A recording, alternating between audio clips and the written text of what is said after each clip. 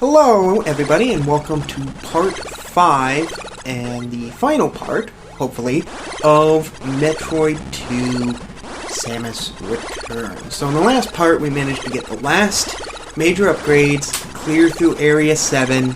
We're now in Area 8, and there's only 4 Metroids left, which is lovely. I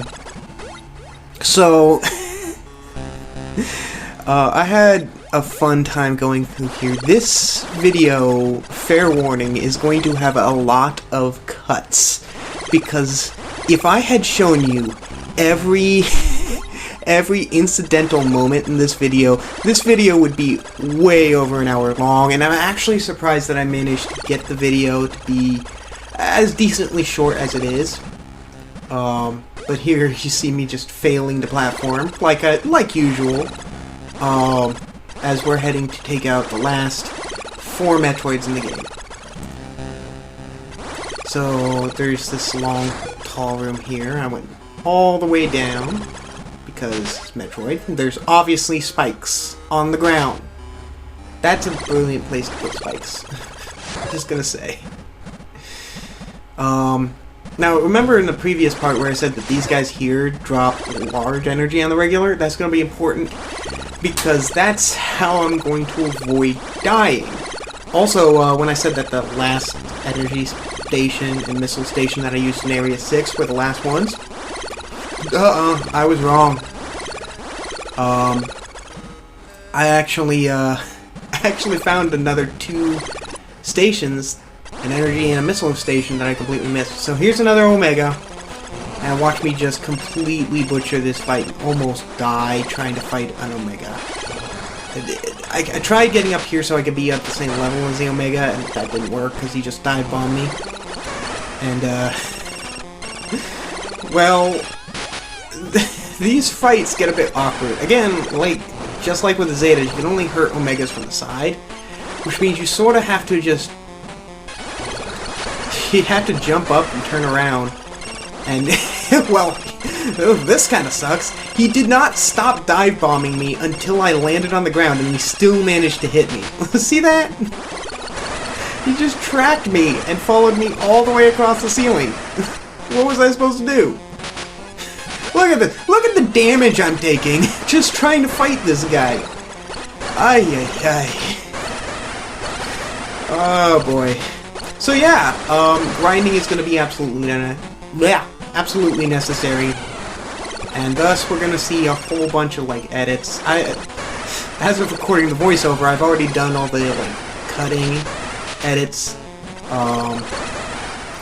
So I know what's coming up, but I had some difficulty with this episode. This episode was a bit finicky, if you will. So anyway, I'm space jumping back. I'm looking at my health and my missile count. I'm like, I am not going to be able to take on 3 more Omegas. There's no way I'm going to be able to take on 3 more. I'm going to have to grind. And I thought for a second about showing the whole grinding process, but I decided not to, and I just decided to cut it out. So here's the first edit. Woo! Okay, so now we're full health and we got 70 missiles, so that's decent enough. It's enough to take out 1 Omega. It's not enough to take out the 3 that I, at this point, was thinking I had. So, yeah, I decided to go on, take on another Omega here. In case you're wondering where this tunnel is, it's literally just that main tunnel that I found the other Omega. It's just down a bit further, and it's on the left. I know some of the... Some things may be lost in the edits. Here, again, I figured I could get up to... Leave my door alone, you silly cat! That's the cat. Hey! Stop scratching on it! She's scratching on my door. She wants into my room. And my grandmother does not want the cat in my room. I don't know if you can hear the cat meowing out of frustration. Look, if I'm gonna get interrupted while doing the voiceover, I'd rather it be my cat than somebody else. I actually had to stop mid-recording, towards the end of the recording, to walk the pest control person to the house, so that's another thing. Fortunately, it was while I was grinding, so I didn't really... Does it really count as mid-recording if I'm grinding and thus I'm not recording? I'll leave you guys in the comments to hash that one out. But anyway, so I was looking at my missile count, and I'm like, I got enough energy to take on another Omega, but I do not have missiles, so... back to grinding I go. And here's another brilliant edit. Whoa! Now I got 91 missiles, which is more than enough to take on another Omega. I also looked at my pause menu and realized, oh wait, there's only one Metroid left in this area. That means there's only one more Omega for me to take care of. You see me sort of getting lost there, not knowing where I'm going, and I actually got concerned because I was like, wait, where's the last Omega? I don't know where the last Omega is. I decided to head up to the top of this room, and I'm actually kind of glad I did, because it uncovered something that I honestly did not know was there. I mean, I didn't need it, but I didn't know it was there, and it's definitely useful. Up in the top of this room, there's a save station. Again, I didn't need it, but I used it anyway, and I was glad that it was here. But I was like, where's the last Omega? Okay, I'll just double back and go past the room that has the acid pit in it. And, yeah, not much to say here, just space jumping along the ceiling and failing the platform again. By the way, this pit is indeed where we're going to need to head after we take out the last Metroid in this area. So, there's that. And then, I went up here, I was like, oh, there's this path. This must be the path to the last Omega. Okay. We're going to take on the last Omega. Just clinging to that ceiling like my space jump is spider ball. It's very easy to cling to ceilings with the space jump in this game. You see, I see the Husk, and I'm like, oh, switch to missiles. And I think this was the easiest time I had against an Omega, was this particular Omega. Mostly because I was able to exploit actually what I was trying to do with the last two fights, of getting up to the Omega's level and just being able to spam missiles at him. Because the optimal strategy is just get to a... Okay. Forget that. I remember that was actually my grandmother calling me out. She wanted me to confirm that the cat was still in the house. She was afraid that because I did grocery shopping that the cat may still be. So here you see I actually get to his level. I'm actually able to hit him with quite a few missiles, and there's not much you can do about it till he decides to dive bomb me. He gets stuck in the wall, and I have to abandon my plan here. But he goes down nonetheless. One less Metroid to deal with. Any second now. Any second now. Come on. There we go. He's dead. So with 461 energy and 35 missiles, I pushed on to the final area. With a nice little tremor and shaky doodah, I guess. The rumbly rumblies. I moved on to the final area. I don't know if it's actually called Area 9, but it is... It is the final area. There's only one Metroid left to take out, and I'm sure it's totally going to be way stronger than an Omega Metroid. There's no way they're going to just throw one last Omega Metroid as the last challenge in the game. Because if that's the case, this game's easy. So you follow this path, and one thing that's very clear pretty quickly is that this area, this final area, has no enemies. There's nothing to grind your health up with, or missiles up with. There's nothing to even hurt you. It's just a linear path all the way to the final boss. And honestly, I actually appreciate it. One thing this game tries to do is it tries to show you just how dangerous Metroids are. Ugh, excuse me. I'm drinking soda and it's causing me to burp. It tries to show you how dangerous Metroids are by showing you that the deeper you get, the more powerful the Metroids get, the less of the normal flora and fauna there are, because they've all been destroyed by the Metroids. So that's why this whole area here, especially at the very lowest, well, I mean, I guess it's technically, yeah, it's close enough to the lowest point of the map. It's the very end of the map, I guess. Actually, it's not even close to the lowest part, because, as you'll see towards the end of the video, this whole part here leads back up to the surface. But, anyway, I was trying to avoid landing in the green water. It's just water, it doesn't hurt you, but I failed there. But anyway, the Metroids are what's destroying SR-388, and hopefully by destroying all the Metroids, you'll end up saving the flora and fauna of SR-388. Because I'm sure there's totally not some other great threat on this planet that the Metroids have been here all along to fix. I actually got confused here. I saw that save point, I was like, this is a dead end. I doubled back thinking, oh, maybe I just missed something? No, I didn't miss anything. And, turns out, I did. There's a tunnel in the top of that save room that leads to the final area, and I just missed it. I came back here and was like, but there's a dead end here. Maybe in the water? Is there like a secret tunnel under the water? No. I ended up, looking up a guide. Again, leave my door alone! Stop it! Hey! Stupid cat. Oh, really? You're gonna... Okay, fine. Stop it! Anyway, this is that water that I mentioned in the previous part that you can't easily get out of. For some reason, this is the only water that actually tries to be water. And, I still got out of it. But, we got... This is ridiculous. The cat won't stop. Anyway, so there's,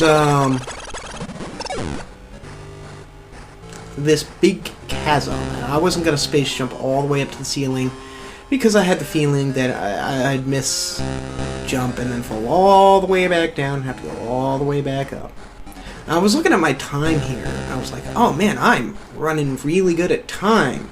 You know, it's only 13 minutes in, I've got plenty of time. And I didn't make the mistake of continuing this path, because I was like, oh, the music changed, that means that's actually going to move me forward. There's two other rooms here that you want to go in first. This one you're actually sort of required to go in, unless you already have Ice Beam, because this final area actually requires Ice Beam. It's the only beam in the game that you actually have to have, and they conveniently put it right here for you. So, yeah. Nice. A nice, it's not as wimpy as it used to be, but it's still pretty wimpy.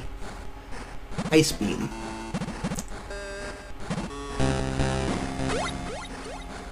And then you spider ball along and go to the next room over, and, well...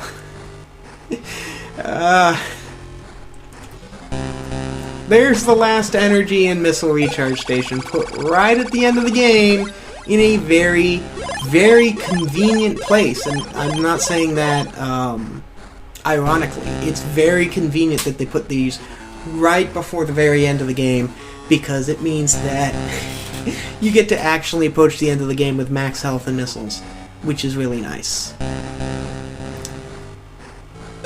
But hey, there's only one Metroid left, so again, if they're gonna give you a free health and missile refill, it's gotta be a very, very strong Metroid that's left. And, oh boy, that's gonna be fun to fight. So I slowly spider ball my way back. In future trips, I'll remember to take the right wall up instead of the left wall up, so that I can take those rooms on the way in. So anyway, we're entering the final confrontation here. And that's a suspicious-looking egg. And, just try to get to the final area. Huh. Oh, wait, no. Oh, what? No. Oh, there's 9 Metroids left. Why are there suddenly 8 more Metroids? Why? Well, to be fair, at least the 8 new Metroids are all larva Metroids, and they die just the same way they did in the first game. You freeze them with the Ice Beam, and then hit them with 5 missiles. And that is why you need Ice Beam. If you come in here without Ice Beam, you cannot kill these guys, and thus you cannot beat the game, because even if you manage to skip past these guys, the game does not let you enter the final area until you've beaten all of the larval Metroids. There's one last acid pit, and if you don't defeat these larval Metroids, it never drops. So you have to come in here with Ice Beam. Thus the game providing you an Ice Beam instead of making you trek all the way back to Area 6 to go get it. Or, even worse, going all the way back to Area 1 to get it. Here I'd sort of messed up. I was like, oh, I can... he grabbed me. I thought, oh, maybe if I Screw Attack, he'll get him off. The Screw Attack does save you from taking energy damage, but the only way to get them off of you is with bombs. I actually got caught by this guy twice. So, that wasn't fun. The energy... the Metroids in this game, the larval Metroids, drain your health decently quickly, but it's not like you have a ton of health. You only have a maximum of 599, which I believe is the lowest in the entire series. So even a slow drain will be devastating to you over a short period of time. I was trying to loop that guy around the edge like I did the previous 2 Metroids that were underneath the ledge, and he's like, no, I'm just gonna grab you through the ledge. So I'm down an energy tank already before I've even fought the final boss, which is absolutely brilliant. Anyway, this is the final area. The acid is dropping, and so now I can access the final boss of the game. And make no mistake, this is a hard boss if you don't know what you're doing. When I was recording this video, I completely forgot how to fight this boss. And, yeah, it kind of shows. I don't know what I'm doing here. I try to, like, develop a strategy that was, like, trying to save myself as much energy as possible, but every time you get hit, it does, like, 20 damage, and that's with the Varia suit, so I imagine trying to do this with no energy tanks and no Varia suit. You basically can't get hit more than one time. But, I sit here, I was like, oh, this battle has stakes, because, if I die, I have to come back here from that last save station, which means I have to kill all those larval Metroids again. Which, mind you, didn't take long, it only took like 5 minutes to do, but when you've got to do that over and over again, it's not exactly fun. And, well, I bet you can guess from the video length exactly what ended up happening to me when I was trying to fight this guy. It didn't end well. No, that's not a 10-minute credit sequence at the end of the video. That is multiple attempts to fight this boss. So, I did eventually figure out the strategy for this boss, and you'll see it later. I didn't get the special kill for the boss, and also I punched my counter again, because I'm brilliant. But I'm going to take a second to get a drink real quick.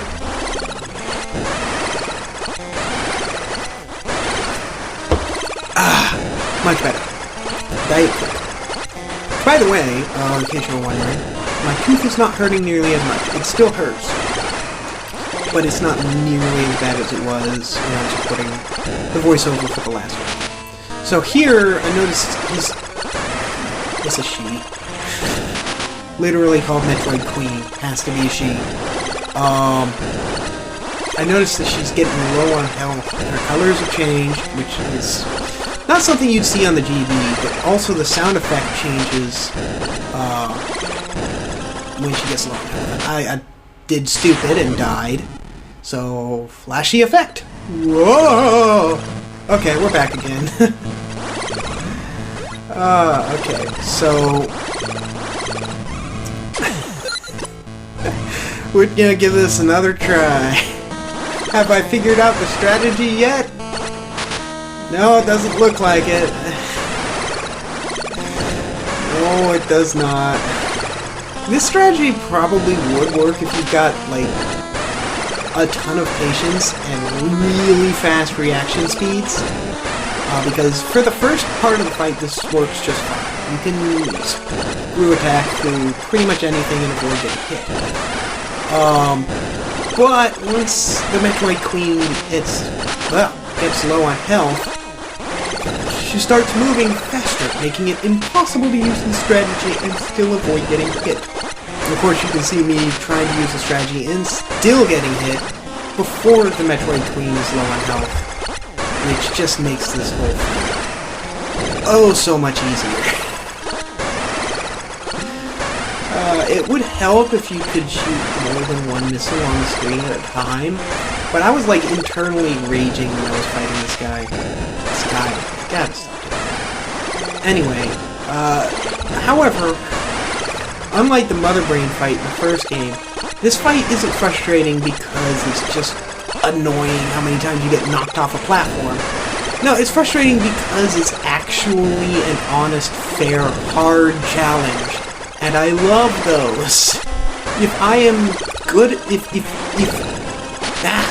I die and I feel like it's my fault that I died, it does not upset me because I know that's my fault. I'm just not good enough, and that's what makes this fight so much more bearable than the Mother Brain fight. Because in the Mother Brain fight, if you died, half the time it was not because you made a mistake. Half the time it was because the stupid Ringas respawned instantly and knocked you a mile away from where you were standing, despite hitting you from an opposite direction to which they knocked you away. Stupid Mother Brain fight, that's all I can say. This fight is a lot more fair and punishing. I don't think anything in Mother Brain's room, aside from Mother Brain herself, did nearly as much damage as this boss. And I had to go at it with one less energy tank. Well, actually, I had the same number of energy tanks. So I could have gotten 6 in Metroid 1, but I didn't.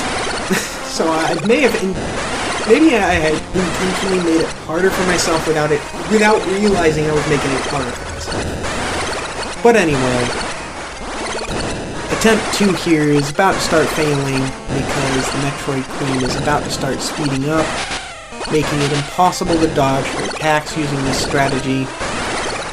And I didn't quite figure that out. I was like, why is this fight so hard? I know this fight can't be this hard. I remember beating this fight multiple times. How am I still losing?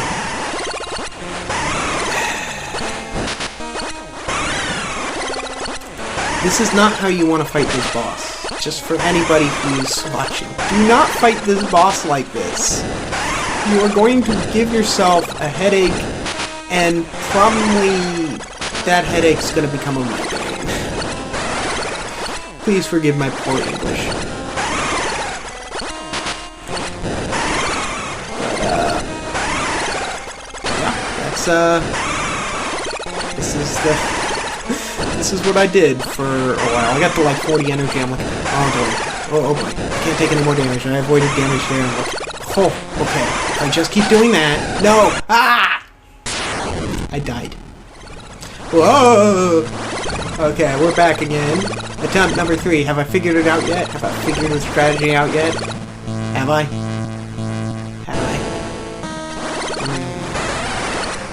I think the reason I actually changed strats here was that, I actually, for the previous 2 deaths, I actually walked all the way back And this time I saved state because I'm not recording me walking all the way back. It doesn't really affect you guys if I save state to get back here quickly.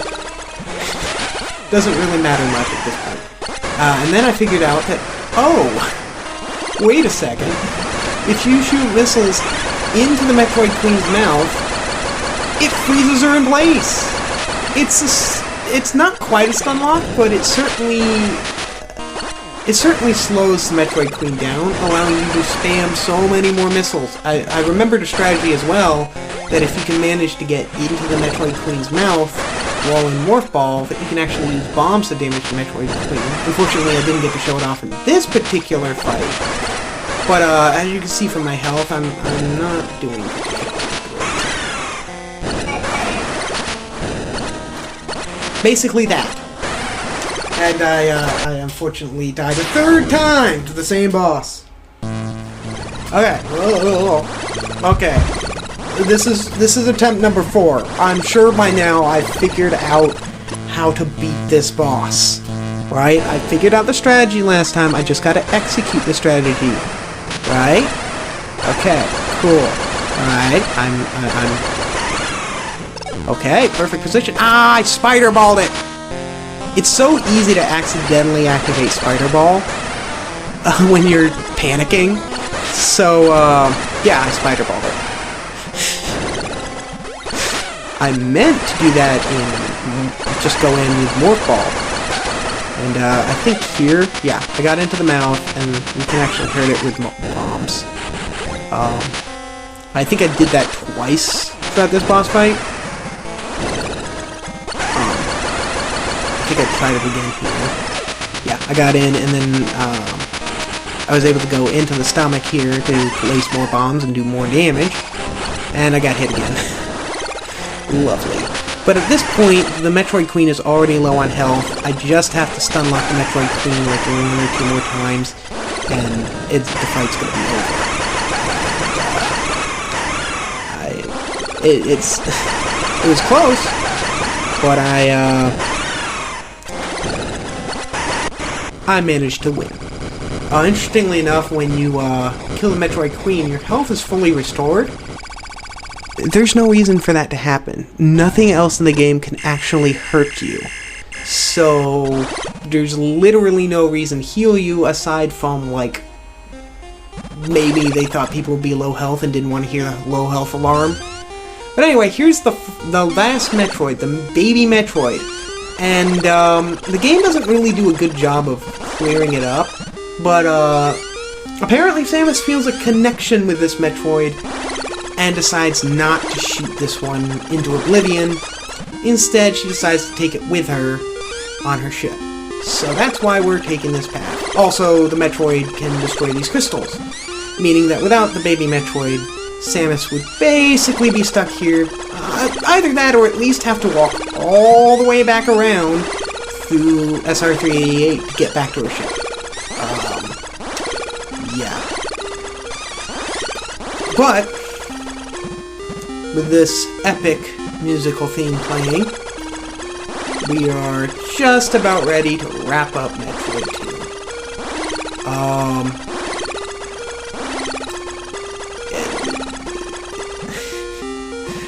I'm at a loss for words here, but yeah, this video has been quite the chaotic one. But we're dropping straight onto Samus' ship and straight on in. Interestingly enough, there's actually a missile refill station in Samus' ship, which is kind of weird. But anyway, that is the end of Metroid 2. So, some thoughts I wanted to give on this game while the credits were rolling. This game, in my opinion, is way better than the NES game. It does a lot of things that the NES game does, but it does them way better. And it starts to hint at where the rest of the franchise is going. There are a lot of elements this game still lacks compared to other Metroid games, but even so, this game is so much better and so much more playable than the NES game. If you ever played the NES game and decided, I don't want to play any more Metroid games, that NES game made me rage out. I would definitely recommend that if you want to start early in the franchise and you didn't want to play the NES game, play the remake, Zero Mission, and then try playing this game. Actually, no, play this game first. Please. You don't need to have played through the original to get the general idea of the story. Unless you really care about the story, in which case, sometimes people do care about the story. But these special credits here were added because, again, keep in mind I was playing a mod of the game that added a whole bunch of colors to it. The game's normally black and white. It does have a Game Boy Color palette, but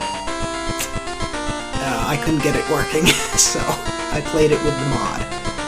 But I would definitely recommend that you play this game if you're ever interested in trying a Metroid game out and you want to try out an 8-bit Metroid game. This is the last 8-bit Metroid game, and it is, it's a good one. So anyway, finishing time was 2 hours and 21 minutes, and is, what? What is with that color? Well, thank you for watching.